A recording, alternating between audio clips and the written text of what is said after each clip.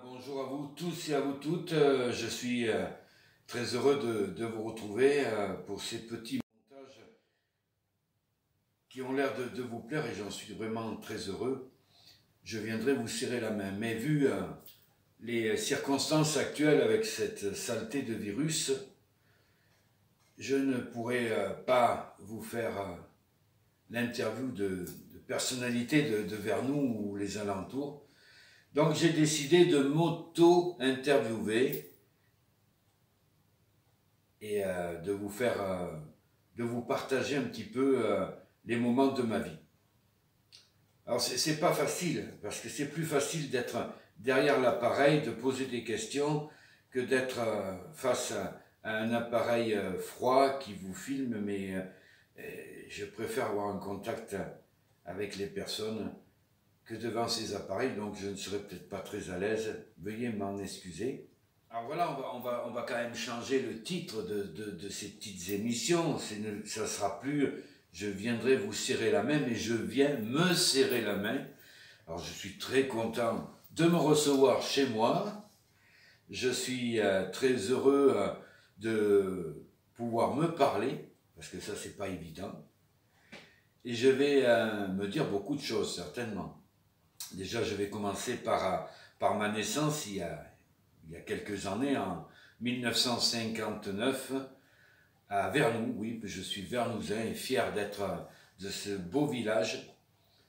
Et j'ai vécu une enfance heureuse au moulin de Lodi, au bord de la rivière, dans la montagne, en m'inventant des jeux, des héros, fabriquant des armes, des cannes à pêche et tout ce que vous pouvez imaginer.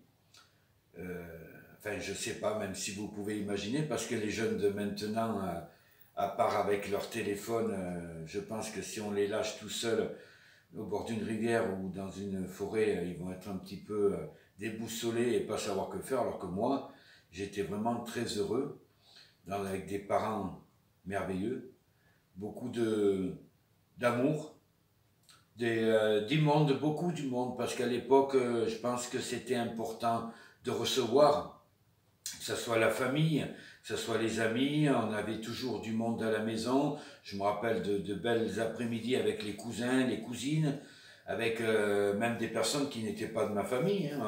On recevait l'après-midi, je me rappelle maman mettre des pleines tables avec des pots de confiture, du pâté, du pain, on cassait la croûte. Et c'était une habitude à l'époque de recevoir les gens comme ça. Ça s'est un petit peu, même beaucoup perdu, ce qui est dommage. Ben, comme je vous dis, une enfance heureuse où des gens venaient même séjourner à la maison. Je me rappelle de pasteurs qui sont venus coucher avec leur épouse à la maison, des moments que je n'oublierai pas. Et ce ronronnement perpétuel du moulin qui tourne des heures et des heures, parce que c'était du matin et des fois même prolongé dans la nuit. Et ce ronronnement, on s'y habitue, ça devient un peu de nous. Il y a le bruit de la rivière aussi qui coule dans les cailloux. C'est des souvenirs que je n'oublie pas. Et en plus, j'habite au bord de la rivière aussi, donc cette rivière qui coule berce encore mes journées et mes nuits. Et puis il y a l'âge de l'adolescence qui arrive, donc un jour je vais voir papa, parce que mes amis qui étaient fils de patron, je les voyais avec des mobylettes flambant neuves, donc je me suis dit, pourquoi pas, papa, il m'en achètera bien une.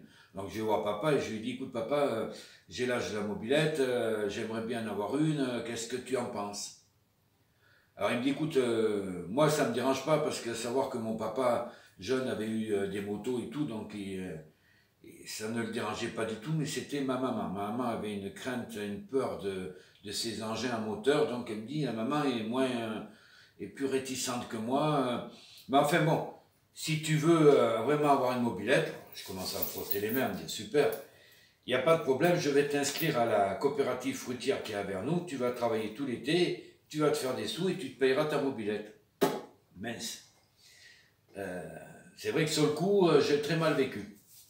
Parce que je pensais que ça allait se passer un petit peu comme mes collègues, où où le papa allait payer la mobilette et que je n'aurais pas à débourser un centime. Mais ça n'a pas été le cas, donc je suis allé travailler dans cette coopérative et je me rappelle à l'époque où j'ai fait 350 francs, attention, francs. Et la mobilette m'a coûté 330 francs d'occasion. Alors sur le coup, je pestais contre papa, j'étais vraiment en colère contre lui, je ne comprenais pas. C'est bien après que j'ai compris qu'il m'avait aidé à comprendre que toutes les choses qu'on voulait n'étaient pas forcément gratuites, mais qu'il fallait transpirer et suer pour l'avoir. Et puis voilà, me voilà avec cette mobilette, heureux, même si c'était une occasion, même si elle ne roulait pas trop vite, mais heureux de faire les 4 kilomètres qui me séparent de ma maison à Vernoux, pas en pédalant, mais en accélérant, et de rejoindre mes copains et mes copines. Donc ce fut aussi une belle époque où on n'était pas comme les jeunes d'aujourd'hui, tous scotchés sur le téléphone, et on avait une amitié. Une amitié, on ne brûlait pas les étapes. Moi je me rappelle, très jeune, je ne vous dirai pas à quel âge, je suis tombé amoureux d'une jeune fille de Vernoux. On se tenait par la main, on était en vélo, hein, je vous dis. Vous voyez à peu près l'âge, je n'ai pas voulu le dire, mais vous voyez. On se tenait par la main, on se faisait juste un petit bisou sur la bouche et c'était merveilleux, c'était le grand amour. Alors que maintenant, avec tout ce qu'on voit, que ce soit sur les télévisions ou les ordinateurs, et j'ai rien contre les ordinateurs et télévisions, mais il faudrait arriver à les gérer mieux que ce qu'on les gère. Ben, on brûle toutes ces étapes et c'est dommage parce que moi je me rappelle vraiment d'une adolescence merveilleuse où on a eu des étapes et j'ai des super souvenirs. Alors après l'adolescence, avec plein de bêtises, hein, vous devez imaginer, parce que moi à l'école j'étais le clown de service.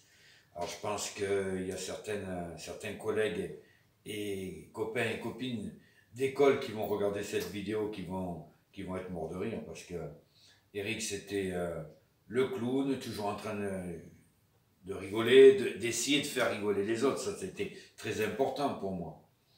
Et de ne pas trop étudier. Alors à 16 ans, je me rappelle que la directrice, mademoiselle Dacier, m'avait dit « Vincent, si tu continues, à 16 ans, je te mets dehors. » Et moi, j'avais pris de l'avance parce que j'étais allé voir un patron. Donc je suis allé signer ce contrat d'apprentissage avec l'autorisation de mes parents pour partir pour 2 ans, un apprentissage pâtisserie. Donc le jour de mes 16 ans, je suis allé voir la directrice, taper à son bureau, rentrer, monsieur Vincent, oui, qu'est-ce qui vous arrive? Et je lui ai dit, voilà, vous m'aviez dit que à mes 16 ans, vous me mettriez à la porte, donc je m'en vais. Ah mais non, non, non, monsieur Vincent, il y a le brevet qui est là, c'était au mois de février, ça je crois, enfin par là. Et mois de février, mois de juin, il y a le brevet, il faut rester, vous avez des possibilités de l'avoir. J'avais changé là, du cancre que j'étais à ses yeux, j'étais devenu une possibilité d'avoir un diplôme. J'ai dit non, non, j'ai signé un contrat et je m'en vais. Donc je suis parti. J'ai travaillé pendant 1 an chez cette personne, alors je me tairai le nom parce que ça s'est très mal passé. On m'a pris juste pour faire le ménage, pour nettoyer, récurer les casseroles. Et au bout d'1 an, mon papa a dit stop. Il y a une place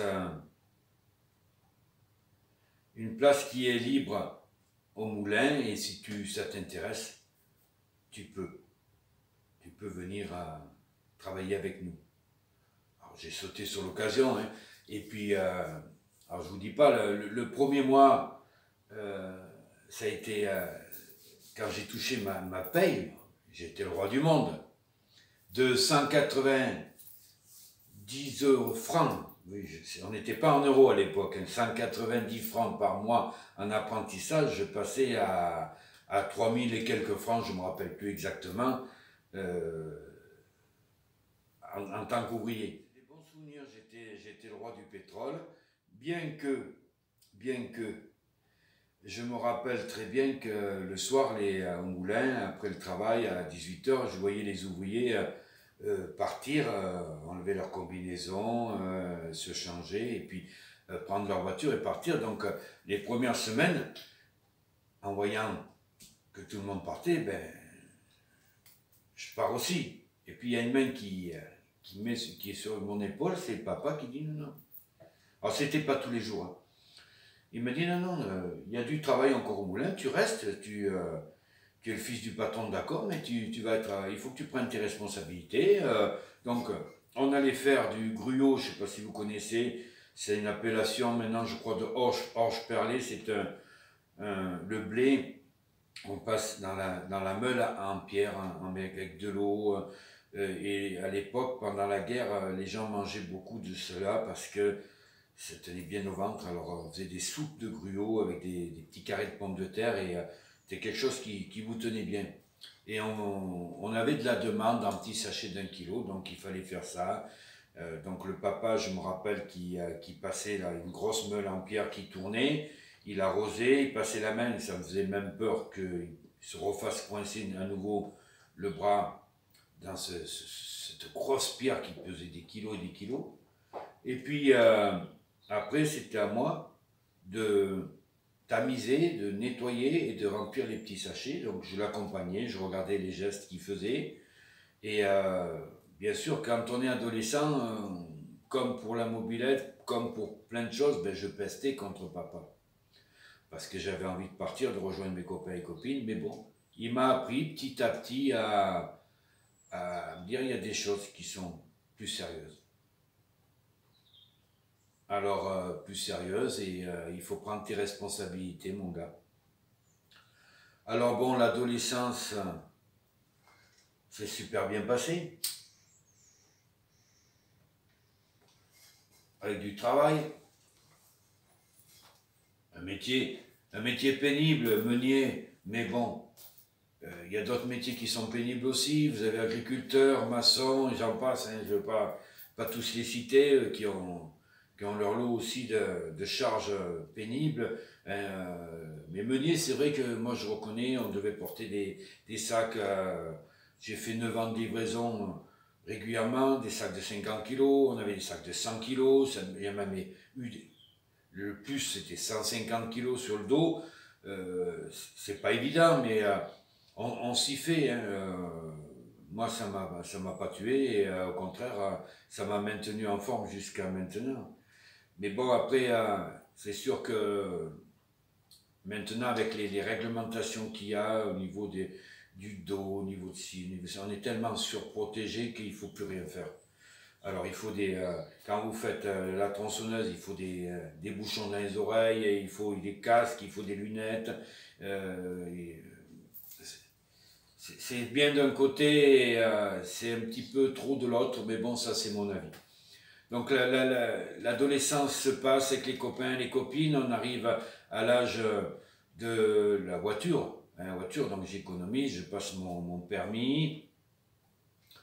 La première voiture, je me rappelle, vous devez vous rappeler aussi, pour ceux qui sont de Vernou, Châteauneuf, je l'ai acheté à l'infirmier Mézard qui avait à l'époque une Simca 1100.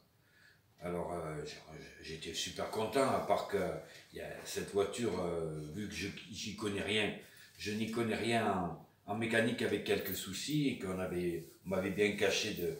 Mais bon, c'est pas grave. Ça a été ma première voiture. Après, j'ai fait un crédit après pour acheter une voiture un petit peu mieux, 1 an de Simca 1100 pour me faire la main. Mais on était heureux, on se contentait de ce qu'on avait. Moi, que ce soit une Simca 1100 ou à l'époque, il y avait peut-être les 205 GTI qui sortaient, j'en sais rien, je m'en moquais. Et on avait le groupe d'amis qu'on avait, on avait une mentalité vraiment à bien s'entendre. Et puis, donc toujours trimballer la guitare, parce qu'il y a un moment que je faisais quelques gling-gling, quelques accords, mais je suis vraiment pas musicien, j'y connais absolument rien. Et avec les copains, les copines, ben on chantait. On chantait, je me rappelle, et je remercie Monsieur Viblet, qui nous a ouvert les portes du foyer protestant au temple. On était catholiques, protestants, et puis d'autres qui n'avaient aucune religion. On ne savait pas que faire, où aller, et ce monsieur très gentiment nous a laissé la clé. Donc on s'est retrouvés là, et on s'est mis à chanter. Tellement bien qu'on s'est retrouvés à aller chanter dans des églises et des temples, et on était contents. On était vraiment heureux de ces moments qu'on partageait ensemble, et qu'on faisait partager avec les autres. Et puis, la vie faisant, chacun a trouvé l'amour, ou le soi-disant amour, a fait son chemin, on s'est séparés, on s'est plus vu pour certains, à part croiser, mais ça c'est la vie. Et puis, j'ai continué quand même à chanter un petit peu, parce que j'aime beaucoup ça. Et ça a été avec d'autres personnes. J'ai eu la chance de rencontrer, mais ça je le connaissais depuis très longtemps, depuis tout petit. J'avais croisé monsieur Gilles Bernard, un monsieur qui avait chanté au music-hall avec les plus grands, Brel, Claude François, Sacha Distel, etc. Et qui venait faire des tournées sur Vernoux, la Haute-Loire et tout, parce que lui, à un moment de sa vie, a décidé de tout laisser tomber ce milieu de music-hall et a chanté sa foi. Donc mes parents, étant des personnes chrétiennes, m'amenaient chaque fois que Gilles Bernard venait dans la région, ils m'amenaient avec eux pour le voir. Donc on s'est connus avec Gilles comme ça. Et puis un jour il me téléphone, il me dit écoute Eric, j'étais avec mon cousin Jean-François, je chante à tel endroit et j'aimerais que tu viennes dans l'après-midi chanter 3 ou 4 chansons avec ton cousin. Et ça m'a fait énormément plaisir, mais je lui ai dit, mais écoute Gilles, mais moi je suis pas chanteur, j'ai pas chanté depuis je sais pas combien, je travaillais à l'époque dans un bar, je lui ai dit, mais bien, tu fais comme je te dis, tu chantes, et puis ça, on a passé un bon moment ensemble, on a refait des tournées ensemble, où j'ai des bons souvenirs, et c'est un monsieur qui m'a beaucoup appris aussi. Je peux le remercier de tout ce qu'il m'a appris, parce qu'on a des rencontres dans la vie comme ça qui sont importantes. Alors des fois on loupe le coche, on est toujours pressé, on n'a pas le temps d'aller voir ou d'écouter ces personnes. Et moi maintenant je prends le temps d'écouter les personnes, parce il y a des choses importantes qui se passent dans une vie, et si on fait un loupé, après il est trop tard pour revenir dessus. Alors voilà, les années, on a continué 26 ans. Alors je reprends sur le moulin, 26 ans de ma vie au moulin. Alors des choses qui vraiment étaient fortes en moi. Parce que le moulin, au début, quand j'ai commencé à travailler, comme tous les enfants, j'étais un enfant à 17 ans, parce qu'il faut travailler. Et puis ça ramène de l'argent. Et puis avec cet argent, ben, on peut passer des bons moments avec les copains et copines. Mais je ne voyais pas plus loin que ça. Alors qu'à un moment, j'ai rencontré un monsieur qui est venu au moulin, qui était professeur de l'école de meunerie, qui a dit à mon frère, c'est Eric qui reste au moulin, donc il faut que je le forme pour régler les machines, Il m'a donné des responsabilités. Un monsieur Prévost, si je me rappelle bien son nom, qui est décédé malheureusement aujourd'hui, mais qui m'a beaucoup apporté aussi. Donc on a fait des stages avec d'autres meuniers, il est venu au moulin pour m'aiguiller, me former, et me donner surtout, me donner envie de faire ce métier, ce qui n'était pas gagné. Dans le travail en famille, vous savez, c'est pas top. Et puis, on va pas s'éterniser, les années 2000, très mauvaise année pour moi, 2000-2001, mon frère décide de vendre l'entreprise, donc l'entreprise étant collée à la maison familiale de mes parents que j'avais restaurée est en vente aussi, mon couple explose, 5 enfants, à vous penser le mal-être où j'étais, mais bon, on se relève toujours. On se relève toujours, j'ai une période qui a été dure, mais on se relève, et puis on réavance, donc je rachète une partie, une dépendance qu'il y avait autour du moulin, parce que pour moi c'était fort, et c'était ancré dans ma tête de rester sur les lieux où mon papa a travaillé pour nous, où s'est donné à fond pour nous. J'avais à cœur de rester sur ce site du Moulin de Lodi. Donc ça n'a pas été facile. mais j'en parlerai pas. Mais je suis arrivé quand même à racheter cet endroit. C'était un hangar pour mettre des camions, c'était une partie bureau pour l'entreprise du moulin, et à restaurer avec amour cet endroit et en faire un petit nid douillet. Et puis on continue, donc séparés depuis les années 2000, alors il ne fallait plus me parler du tout de relations amoureuses. Pour moi, j'étais très bien comme j'étais et j'avais pas du tout envie de refaire ma vie. Je pense que je m'auto-protégeais. Et puis Cupidon est là, Cupidon fait ce qu'il a à faire, et je rencontre ma petite femme, Béna, que j'adore. Ça fait déjà quelques années qu'on est ensemble, et on est vraiment fait pour vivre ensemble, on est vraiment fait l'un pour l'autre, et ça c'est merveilleux.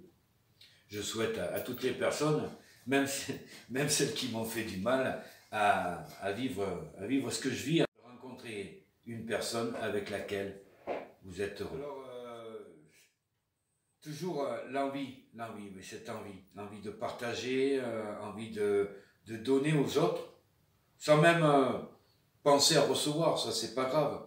Mais ce chant, la musique qui trotte dans ma tête, qui me suit, je vous dis la guitare qui a commencé de bonne heure, l'harmonica, je voyais les amis qui jouaient, donc j'ai commencé à passer deux notes, très mauvais comme pour la guitare, mais cette envie. Et puis un jour, on fait des karaokés. Alors karaoké, bien sûr, vers nous. Vous vous rappelez de fameux restaurant karaoké qu'on a eu au village. Et on me donne un micro, je chante, Eric. Non, non, non, non, non, non, non. Vous savez, on fait toujours le timide. Non, non, non. Et puis un jour, je sais pas, si j'avais bu un peu plus que d'habitude, j'en sais rien. Je prends le micro, je chante et je me fais plaisir. C'était comme ça, je le savais, j'aime chanter, donc je me fais plaisir, mais je vois autour de moi des personnes qui prennent plaisir aussi. Assez surpris, mais bon, je m'emballe pas et je garde toujours. Les gens sont gentils, donc ils te disent c'est bien, mais bon, pas plus. Et puis ça m'intéresse pas de faire la vedette. Ce qui m'intéresse, comme je vous dis, c'est d'apporter du bonheur aux gens. Donc, oui, alors, surtout partager, donner aux autres. Donc, sans être chanteur, sans être musicien, parce que j'y connais rien, j'essaie, sans me prendre la tête, parce que je suis pas une vedette. Et puis j'en ai rien à foutre de tout ça, enfin, d'être vedette. Mais c'est d'aller dans les EHPAD, d'aller dans les temples, d'aller dans les églises, d'aller sur les places publiques, et puis d'essayer d'apporter un petit peu de bonheur, de lumière aux personnes. Alors quand je vois les yeux des personnes pour qui je chante, qui s'illuminent, et ben je suis le plus heureux des hommes. Je suis le plus heureux des hommes, j'ai gagné. Quand je fais mes petites vidéos, si j'ai des personnes qui me mettent un petit j'aime ou qui me mettent une petite phrase, super Eric, ça nous fait plaisir de revoir telle personne ou telle image ou cette petite vidéo vraiment nous apporte du bonheur. C'est merveilleux, j'ai tout gagné. Et moi je remercie vraiment, je vous remercie pour ces montages, et pour les derniers que j'ai faits, là où vous avez participé. Je vous remercie tous du fond du cœur de cette participation que vous faites. Et si jamais par ces montages j'ai fait du tort ou du mal à quelqu'un, je tiens à m'en excuser parce que c'était pas du tout mon intention. Tout ce que je fais, j'essaie de le faire avec mon cœur pour vous apporter du bonheur. Et je pense que j'aimerais qu'on continue ensemble. Donc je vous redis parce que je connais une personne, je l'ai marqué, et c'est pas méchamment que je vous le dis, que je le dis, mais je connais une personne qui a des trésors en photo négatifs sur Vernou depuis des dizaines d'années. J'ai essayé de lui demander, il y a 10, 15, 20 ans, et j'ai renouvelé mes demandes souvent, même les négatifs, les diapos, si tu peux me les prêter, j'ai des logiciels, je peux les travailler, je peux les récupérer. Et je me dis, mais il a du travail ce monsieur, il n'a pas le temps et tout. Et un jour il m'a répondu par mail, tu n'auras rien de moi. Donc je vais pas dire de non, je vais pas balancer, mais je trouve ça stupide. C'est pour ça que si vous avez, même si c'est une ou deux photos sur des gens de Vernoux qui ont disparu, des anciens commerces, des anciens commerçants, une histoire à bien vouloir me raconter, que je puisse vous filmer, parce qu'on a tous une vie intéressante, on a tous un parcours intéressant et des choses qui peuvent être filmées, gravées pour la famille, pour les amis, laisser une trace, les faire voir à nos petits-enfants comment la vie était avant. Et ça, c'est important pour moi. Et en tout cas, un grand merci de me suivre, un grand merci d'être là, de me soutenir pour vos messages, parce que je reçois beaucoup de messages. Un grand merci à vous tous. Pardon à ceux que j'ai oubliés. Et en tout cas, moi j'ai passé un moment, et je passe des moments vraiment fabuleux avec toutes les personnes que je rencontre. J'espère que ça va continuer de nombreuses années. Je vous embrasse et je vous dis à très bientôt. Ciao, ciao.